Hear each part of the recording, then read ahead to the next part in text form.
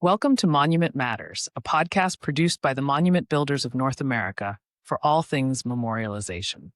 Each episode is an extension of our monthly magazine, MB News. Monument Matters invites everyone to listen and share. You'll find all of the episodes on Apple, Spotify, and YouTube.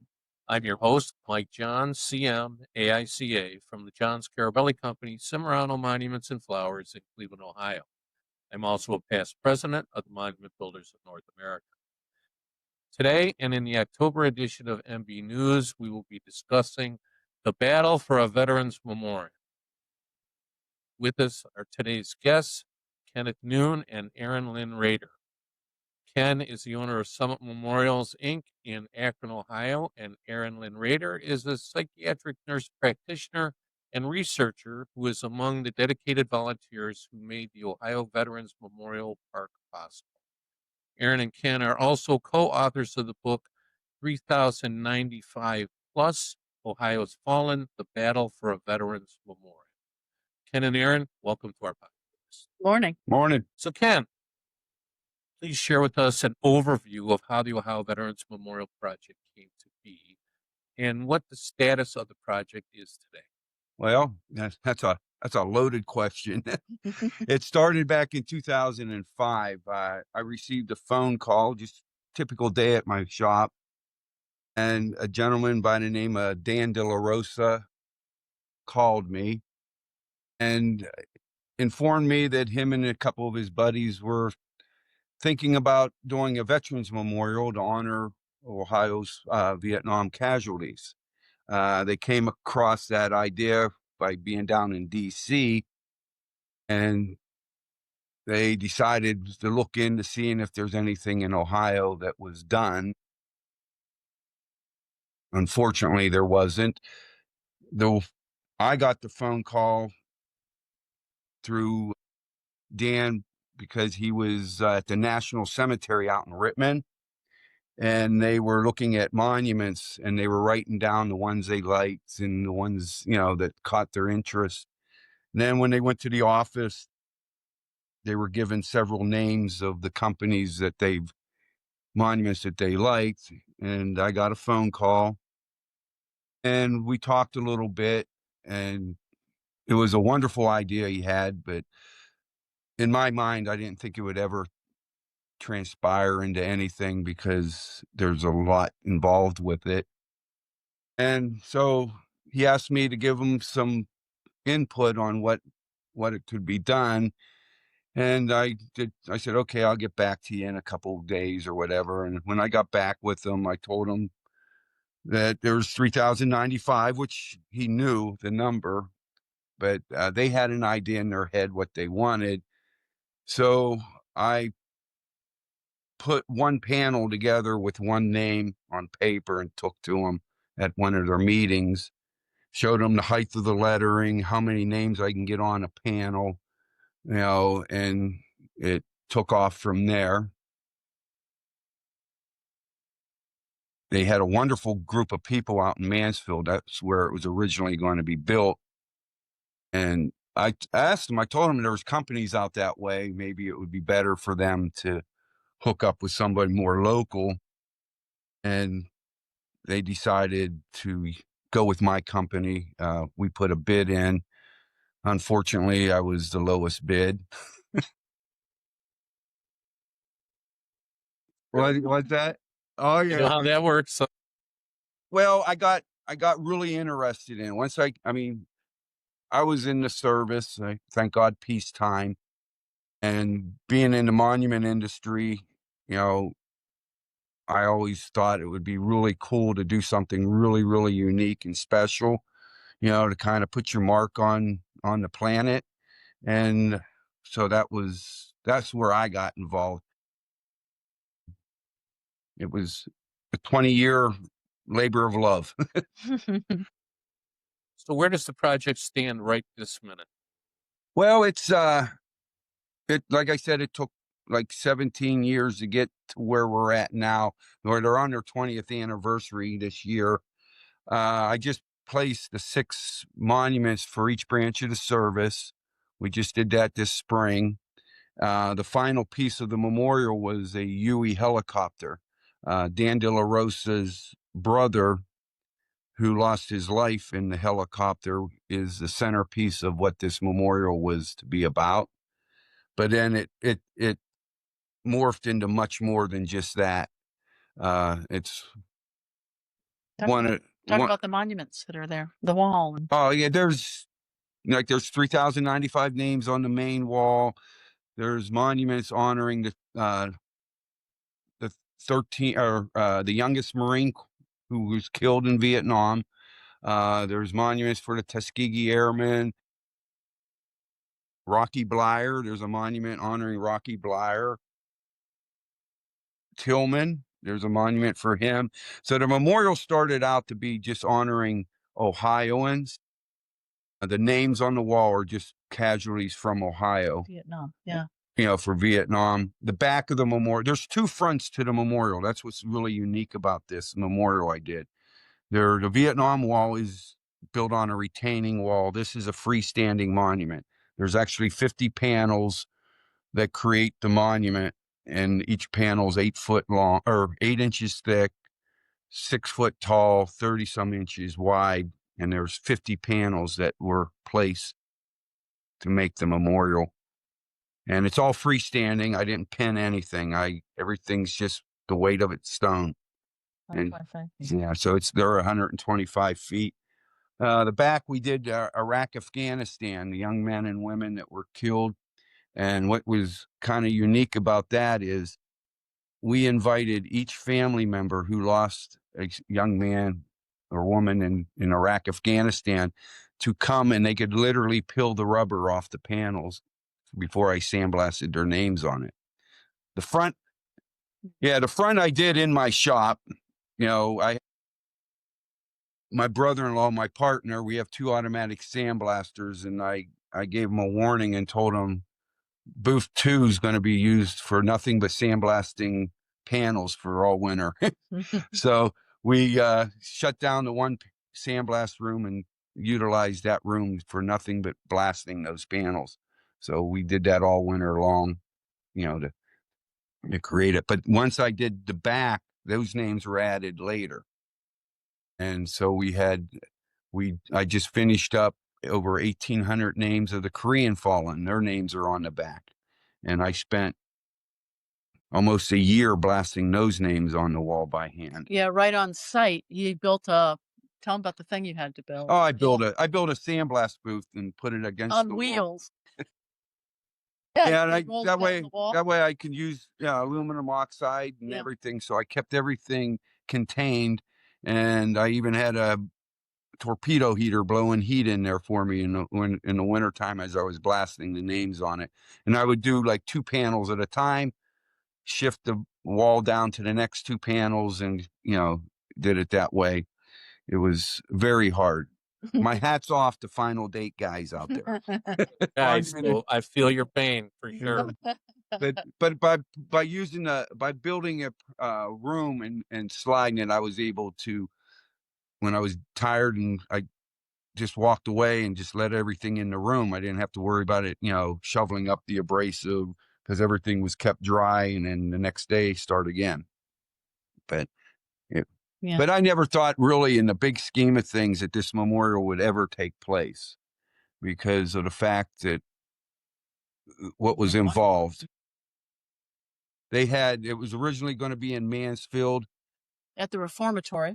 Right. Yeah. That's where. Yeah. Yeah. That's where they were. Yeah. The city of Mansfield had property there that they were looking at letting them build a memorial adjacent to it. Right. But everybody had to have, every town, that offered land required perpetual care money.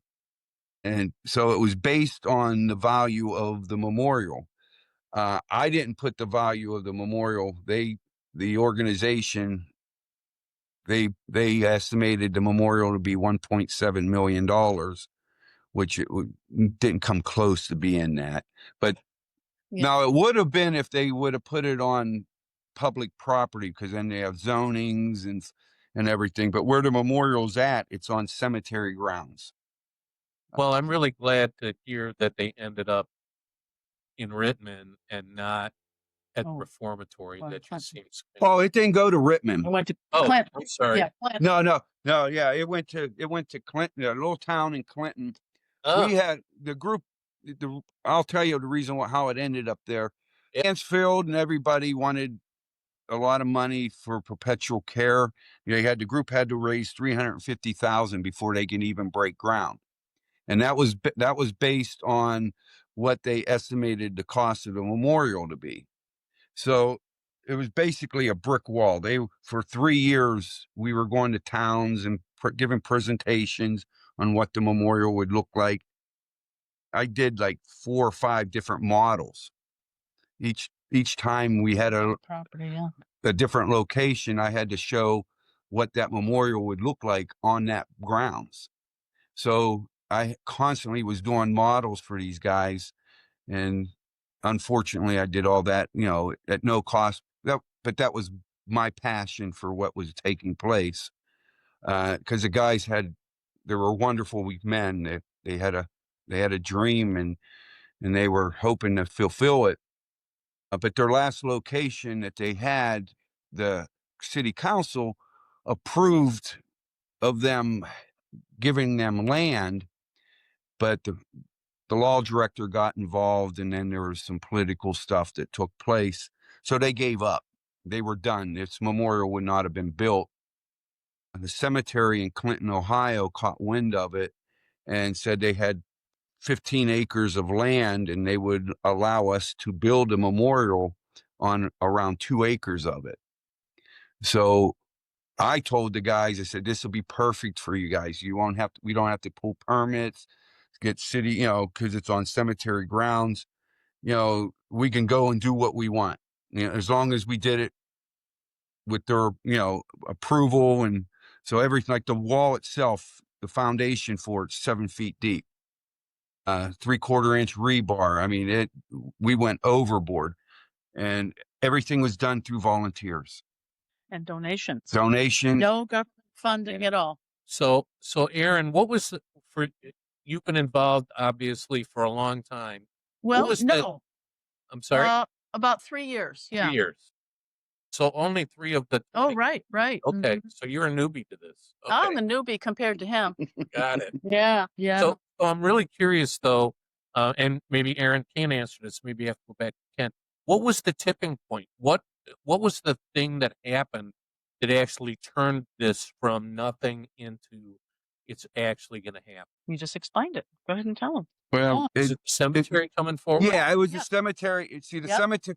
Once the cemetery told us they didn't want perpetual care money, because it's going to be on their ground. It's going to be the centerpiece of their ground, or future cemetery, which they started burying here in 2017. Yeah, they had a cemetery across the street. And That now wasn't yet full. right. Right. And now that cemetery's full. They only have single graves. So now they're burying over there. But what made it happen was the cemetery giving up the 350,000 perpetual care fund. Once that took place, and then we've dedicated the land in February 3rd of 07. 09, we unveiled the wall. So within a year and a half, we were able to raise the money to get the main wall put up. So Right. And Well, they built kudos. I'm sorry. I was just going to say kudos Yeah. to the cemetery, because not only did they give No up the kidding. perpetual care money, right? Yeah. They gave up all that property. We Using- understand would be $2.2 million. Yeah. yeah, they gave, and it was, but you got to understand, the OVMP people back then, once we hooked up with this Clinton cemetery, we did a lot for the cemetery as well. We put in the main road coming in. We put up a beautiful information building. It's a memorial in itself. I designed a soldier's cross in the ceiling, and there's over 32,000 dog tags hung representing Ohio's fallen from World War II to present. So we gave a lot. the OVMP did a lot for the cemetery as well. It was a wonderful mutual agreement. The board now, the people now there's a little problems going on right now, but that's like anything. Yeah. New people come in, but it gets interesting. Yeah, the thing is that one of the reasons they would bring people to the property and try to get people to envision what was going to be there. And Ken had this brainstorm of building a wooden wall. So tell him about the wooden wall Yeah. Well, before people, the other wall was built. it was a big field, it used to be a farm field and everything. And, so nobody really understood the length of it. So me and a buddy of mine, we decided to go buy some treated lumber, and we built a 125-foot wall right where the memorial was going to be. And I put "Lest We Forget" in gold vinyl. People literally came out with and signed in memory or honor of a soldier that they lost. Yeah, on Yeah, that wall. Yeah. when we dedicated the land, there was probably over 3,000 people there just for a wooden wall.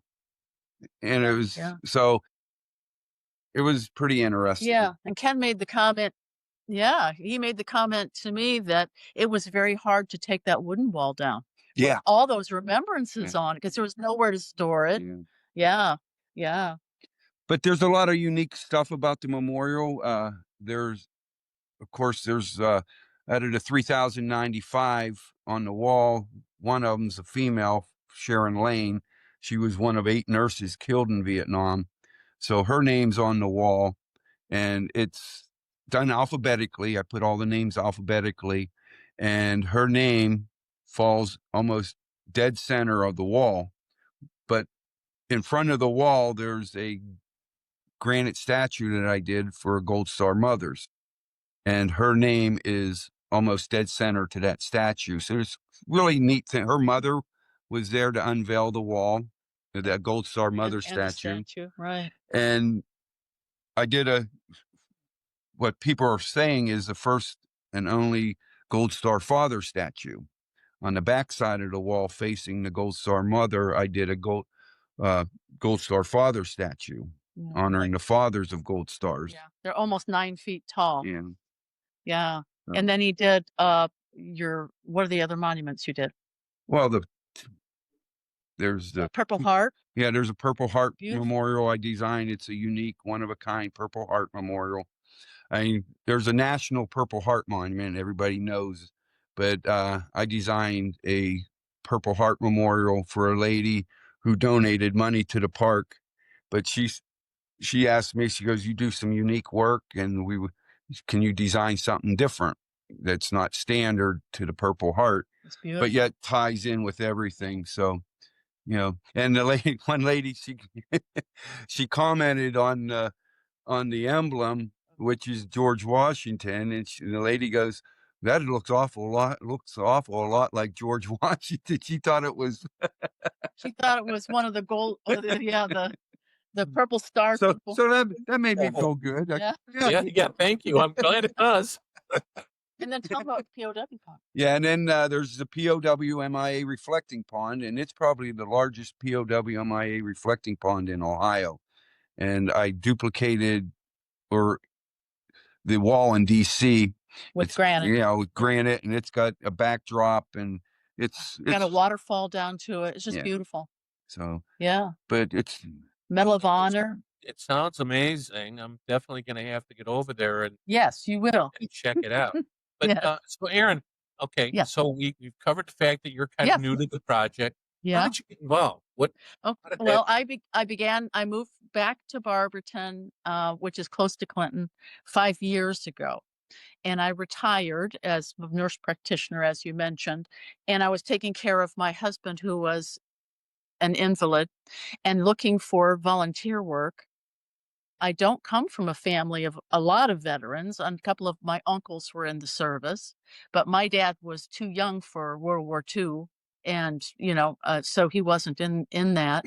But somebody had mentioned the Veterans Memorial Park, and I went down, and I was astounded My gosh, and started volunteering down there. I was watering flowers. That was my first big job. And pretty soon I'm down there about a year helping with events and things because they're still fundraising to finish the park and, maintain it. And then I joined the board. So I was on the board for about a year until February. Ken can tell you when I first got the idea for the book. So why don't you tell him that? Well, I was notified by, I left the board, about 6 years ago, Yeah. because I had family issues. I'm at the age where your parents are passing. But anyway, so I resigned from the board, and she was on the board, and she wanted to do grant writing. And since she did it for the hospital, and one of the board members said, well, you need to talk to Ken. He's been with it from day one. And so we got together. That was the first time I met her. And she was asking about grant writing. And I kind of chuckled and I said, well, you're not going to get any grants because we're sitting on more money than most grant people have, that are offering it. So it's really going to be hard to you. And we talked, and she was asking questions, and just jokingly, I told her, I said, well, that's just chapter one. And then I left, you know. He planted the seed. Yeah, Yeah, little did he know. yeah. And so she, week later, she called me. She goes, hey, what'd you mean by that chapter? That's the first chapter. And I said, well, there's A lot of stories. there's a lot of stories. There's a lot of good. There's a lot of bad. There's a lot of, you know, everybody has good hearts and everybody tried, but it's like anything, something this big. And when you have a group of people who are just passionate about doing something and have no experience in it, they tended to lean towards me for information, and because I've done other memorials and that. And the original board members, I would go to their meetings once they chose my company, just to fill them in on, no, you don't want to do that. And then they asked me to join the board. And I told them, I said, there could be some conflict of interest there. So I told them I would talk to my attorney, and which I did. And I came back and I said, listen, I'm hesitant of doing this, but I want to see this done and help you guys. So I can be on your board, but I can't have anything to do when it comes to granite or even paying me for my work He couldn't produced. vote on any of I it. could, Yeah. So, Yeah. but I did it because they needed a lot of guidance. I'm not saying I'm a engineer or an art, but I do know granite and I do know how to work with it. And so it became a labor of love and Obsession. yeah. Yeah. And it was hard to walk away, Yeah. but people ask me why, because we all have contracts with people, and it's half down, balance upon completion. I don't know, how many companies would say, okay, you only have quarter of the money, I'll go ahead and order the granite. That's what he did. Yeah. But there was some issues. There was some grant money that was supposedly coming in. And since I couldn't vote on anything, I got into a pickle. And the pickle was that I put up the granite wall, and the following month I was told by, a board member, since the wall's up, nobody's going to donate to it. So you need to go ahead and write it off. Just eat it. Yeah. So it was over $300 and some thousand. It's like, So he had to stay. so yeah. Make sure he got paid. So that was her way of making me stay. Yeah. So what happened then with me is while I was on the board, and this was last year, and I had lunch with Ken. I had gotten this idea. He was mowing. He still mows like the surrounding area for the cemetery. And I would stop him and ask him questions, and he would tell me stories, and it just took off because there are so many good stories. Even the story he was just telling you about the issues that he went through and trying to work with, the board, the community, those types of things, and we just laid it all out, in the book, the good and the bad, far more good than bad, of course, and ending up with an absolutely beautiful monument. And I tried then to Ken steered me into who I should talk to because he's been involved from the inception. And he said, talk to Dan De La Rosa, the guy whose brother died in the helicopter initially. Now Dan hasn't been involved in 18 years, but we found him, and then I started to write all these stories out because I really felt that just a story about, this monument went up and then this one and then this one really doesn't connect you to the purpose of doing it. Yeah, and I started to talk to the actual family members. I've talked to several Gold Star family members and got permission to write their stories out to really connect the stories to the granite so people have an understanding of how important memorials are. And I know that's how you feel as far as, especially military memorials become very important significance to our communities. And we're finding that very small communities are now putting up memorials in their towns, and Ken has been a part of a lot of those. That's amazing. A project like this with so many different layers and levels and hurdles, how many times did you think, could I turn back the clock and say no? Did it ever occur to you? every day for 19 years. I tell you,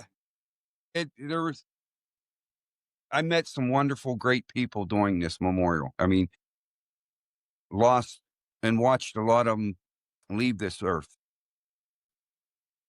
Some really, really good people have put their blood and tears into the memorial. They gave me the canvas and they gave me the ability to do something that can make you proud as a monument builder. And made his dad very proud of him. Yeah. Oh, it's not Al Ben. Yeah, it is. He came. Yeah. His Yeah. dad and his family came. Yeah. I came from a family, when you come in second, you're first loser. I get that. Yep. And my dad was a great man. He didn't serve. He was the only child. My grandfather served in World War II. And the day that we unveiled the memorial, my parents were here. There was well over 6,000 people Yeah, at the it was dedication. huge. And when it was all over, my dad, he was down by the wall. And I asked my mom what he was, what's dad doing? And my dad he never shed a tear in his life.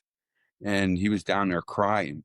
So, and I went down, talked to him, and he said his dad was proud of him. So that's what made this memorial special to me, because, Really, it's kind of weird, you're in your 50s and you're still looking for that, that a boy thing from your parents. Of all the hardships, the lawsuits. I mean, I was accused of forgery. I was, it was chapter 4. simply amazing. Simply amazing. People act like, why, you're building a memorial, that you're making all this money. Why ain't you, it's like, it's one thing if you get paid half down and a balance upon completion. Everybody, I mean, we're all in business to make money, but it was weird to hear people say, And they still do. oh, you just lined your pockets. You just lined your pockets with money. I'm thinking, when you have someone build your house, you got to pay the person. But that's the part that really struck me to be odd, is, that part of it. And like I told one person, I said, if you borrowed $100 from me and then paid me back 50 cents here, a dollar here for the next 5 years, yeah, I got my money back, but not that not $100 that I handed you. So I had some financial issues. I got a partner And like I said, I put myself in a pickle, but I was able to survive it. Yeah, I want him to tell you about the benches because this was a genius idea he came up with for them to be able to pay him back. Yeah. Tell him. Yeah, they didn't have any ideas on fundraising and that, and I'm pretty good at stuff like that. And I told him, I said, well, we can put these granite benches around the memorial. And I counted, right now there's over 100 and There's something, 105, I you think, know, right now. yeah, and they're granite park benches. And so I told him, I said, we can sell if you keep the price at a decent price that mom and dad can afford to do a bench honoring their son, and that my theory is, and I know a lot of monument people out there are going to be mad about this, but I'd rather do 2 to 1, especially in a project like this. That way more people can be involved. We were selling these benches for $3,500, granite benches. And that's really reasonable. Decorated. Down in Columbus, they were selling them. They were $10,000 for one, but they only needed 10 of them. I At wanted the time. people. I wanted anybody to be able to do a bench. So, but that's how I was able to get them to pay their bill to me. Was I charged them $1,200 for the bench, basically cost, and they would turn around and then eventually take the remaining and pay it back to me for the work done. So, it was an interesting way of doing it. Yeah, but it's creative, generous, and got the job done. Yeah, there was a lot of people that said that they would never been able to afford these benches, and now there's companies out there that I'm not doing the benches anymore because there's some issues going on, and there's companies out there wanting $6,000-7,000 for something that they're trying to sell for $3,500, and I kept the price the same since 2008. Yeah, yeah. So until last year when he stopped making them. Yeah. Yeah. So So I know it's sure. pretty stupid. So don't do that out there. Unless you love the project. And There you go. I love the project. Yeah. And it did give me a lot. I got a lot of work out of it. I've gotten known rather well in Summit County. Veterans. I've done parks, yeah. some beautiful memorials all the way down to Marietta. I've won national awards for a monument for Plain Township in North Canton. So it brought me some good work and able to continue to, further my craft as far as helping veterans. So in a big scheme of things, it paid off. So, Yeah. But those are all Not money ancillary, right? No, I understand. Yeah. There's a whole lot of different ways to define pay, right? And, right. Exactly. and it sounds like at the end of the day, this project, as intimidating as it probably was, as Mhm. frustrating as I'm sure it was some days, as discouraging as it may have been here or there, at the end of it, to be able to look back and reflect on what you've accomplished, and not just what you've accomplished, but what you've provided so that other people can experience it, Yeah. it's Yes. really hard to put a price tag on. So, Yeah. Yeah. He said he'd do it again. Would. So, Yeah. he might do a couple things different. Yeah. But I wouldn't change. To be honest with you, I really wouldn't change if the situations were the same, and I would have said yes to doing it the way I did it. I really would. Yeah. I mean, for the fact, when it's all said and done, and it's going to outlast you, it's going to outlast me, and I'm not looking for anything, but all I cared about was letting my dad know, that I'm not the bad kid that I used to be.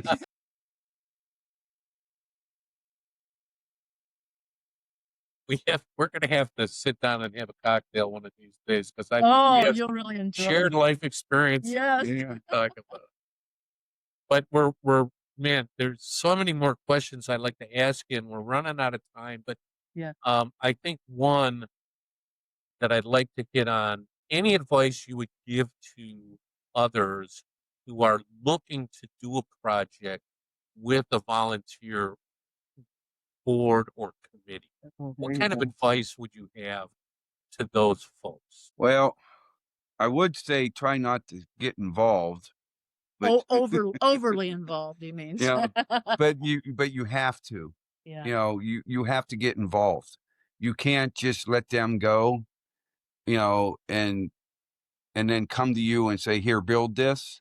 And especially something of that size and that, you know, magnitude. I mean, I've done memorials where people had done their little sketches and, oh, this is what I'm looking at doing, and then taking their drawings and then making it actually work, you know. But just, you can't just say, well, here, you know, come to me when you have your money, you know, because they'll never get there, because they need, people are going to need to be guided and pushed and prodded, and, you know, because people just think that they got a great idea and people are just going to give them money for it. It's, you got to go out, they got to go out and work it. And I went to their council meetings with them as the contractor to build the memorial. That gave them a lot of, that gave the city councils that were donating a lot of confidence that you have someone in your organization that can take the product and do it. For example, Clinton Cemetery, when they talked to Dan and the committee at the time, they had zero money, zero. They had no funding whatsoever. And the Clinton Cemetery just went on heartfelt, the faith and passion that these guys had, and committed to do something. But what they did before they actually committed, called me and had me come and talk to the cemetery council. And I pretty much had to guarantee that I would see this through, because they were afraid that it would go quarter way done Yeah. and they fall Yeah. apart. Right. So that was I had a commitment to the cemetery that I would make sure it was seen, you know, done through and through. So if you're going to do a project like this, you have to jump in with both feet.